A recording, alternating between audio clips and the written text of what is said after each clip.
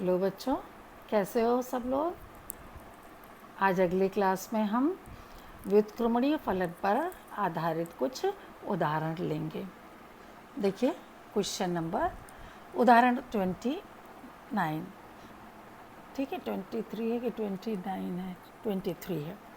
यदि f from n to y, n क्या है ये तो आप जानते हो, लेकिन y क्या है हमें नहीं पता है, इसलिए इसको यहाँ डिफाइन किया गया है। जहाँ y बराबर, इसमें कैसे एलिमेंट्स हैं, n के ही एलिमेंट्स हैं, लेकिन y बराबर 4x प्लस 3 है।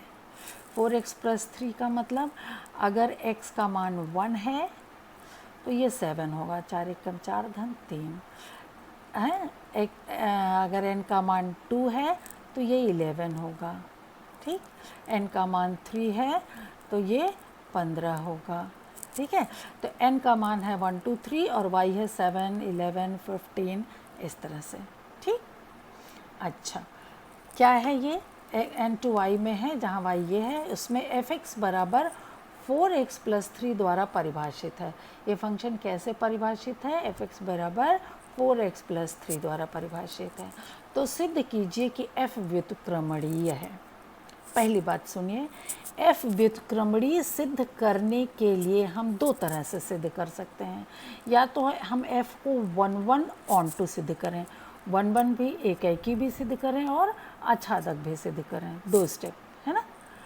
या अभी जो हम लोगों ने यहाँ पढ़ा है कि f और g और gf बराबर i सिद्ध कर दें, तो हम यही वाला स्टेप अपनाएंगे, है ना, कि f और g का संयोजन भी तत्समक है और g और f का भी संयोजन क्या है, तत्समक है, ठीक है। और दूसरा क्या है, प्रतिलोम फलन भी ज्ञात कीजिए। प्रतिलोम फलन यानी अगर हम प्रतिलोम लेंगे f इनवर्स तो y से n में होगा, है ना। तो n के वो एलिमेंट किसके प्रतिबिंब होंगे जो कि y में होंगे, वो हमें दिखाना है, ठीक। अच्छा, माना कोडोमेन y में एक अवयव y है, इसमें क्या लिया है, एक y, और ये y किसके बराबर होना चाहिए, 4x प्लस 3 के बराबर होना चाहिए, क्योंकि अगर n का x लेंगे तो f(x) का मान जो ये आएगा ये y का ही तो एलिमेंट होगा। तो अगर हमने इसमें एक एलिमेंट y लिया तो ये y किसके बराबर होना चाहिए, 4x प्लस 3 के बराबर, ठीक है। 4x प्लस 3 के बराबर ये y होना चाहिए। और यहाँ से हम अगर x का मान निकालें y के टर्म में तो x बराबर आता है y माइनस 3/4। y बराबर क्या आता, x बराबर कितना आता है, y माइनस 3/4। यानी ये एलिमेंट किस में होगा, x मीन्स n में होगा, n में, कि जिसका इमेज क्या आए आपका, x आए, ठीक है, समझ रहे हैं ना।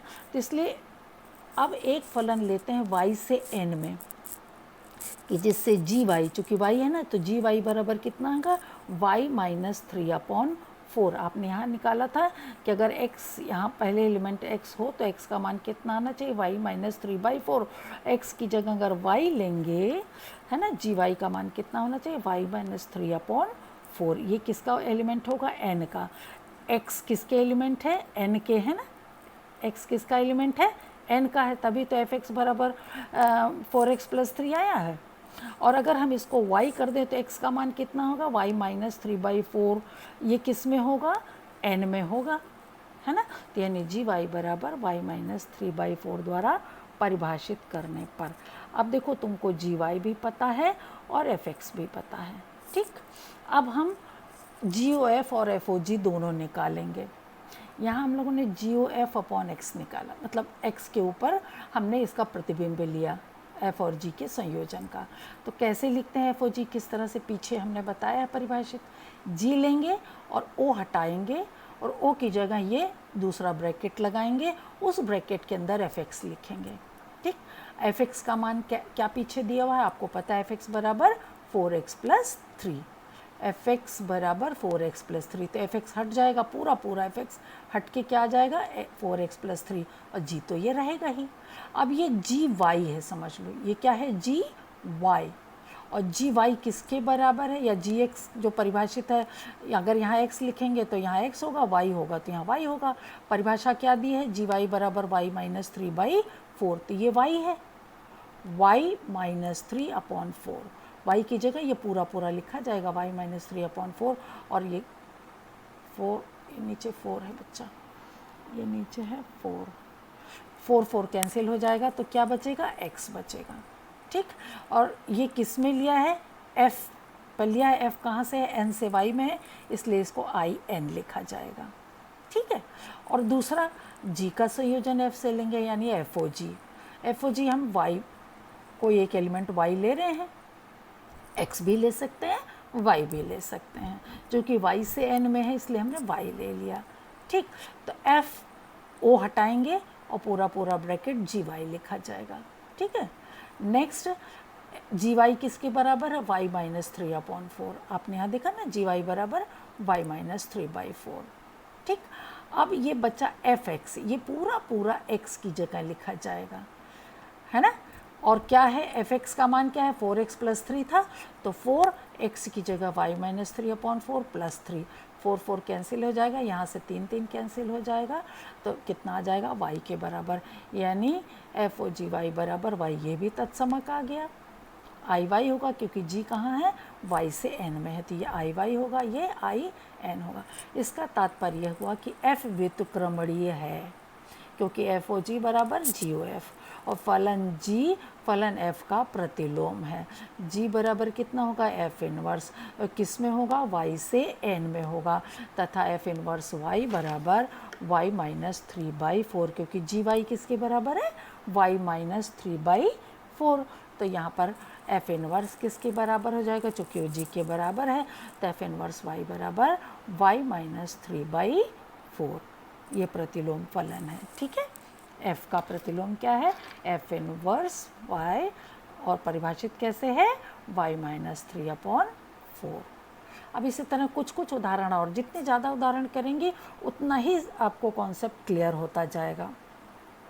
उदाहरण 24 ले रहे हैं, माना y बराबर n² for every n belongs to n, है ना, ये सबसेट ऑफ n है।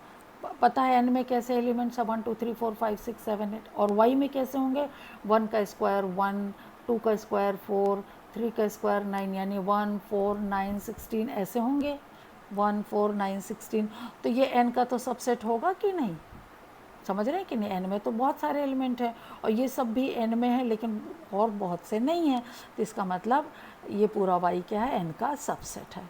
अब देखिए फलन f from n to y, जहाँ fn किसके बराबर है, n², fx बराबर x² भी कह सकते हैं, लेकिन इन्होंने क्या लिखा, fn बराबर n² for every n belongs to n। सिद्ध कीजिए कि f व्युत्क्रमणीय है और f का प्रतिलोम भी ज्ञात कीजिए।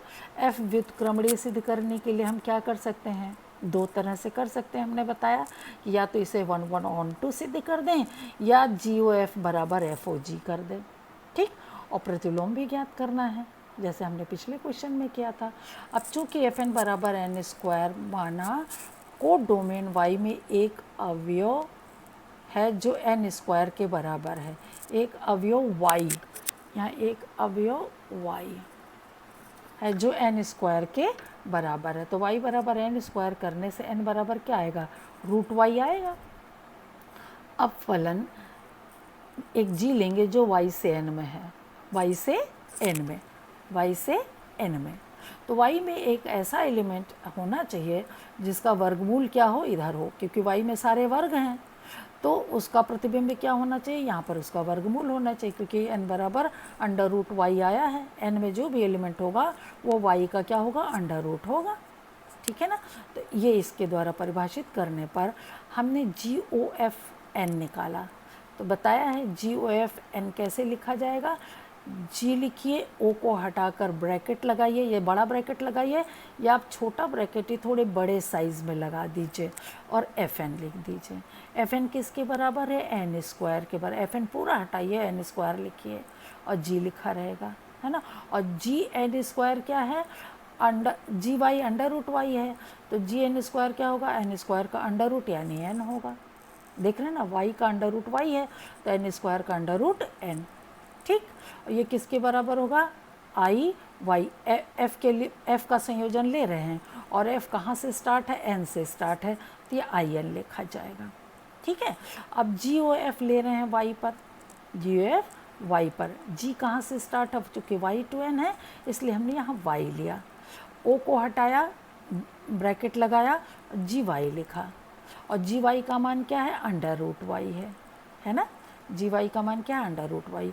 अब ये समझ लो एक्स का काम कर रहा है या एन का काम कर रहा है, तो एफ एन बराबर एन स्क्वायर है, तो इसका स्क्वायर करेंगे तो क्या आएगा, वाई।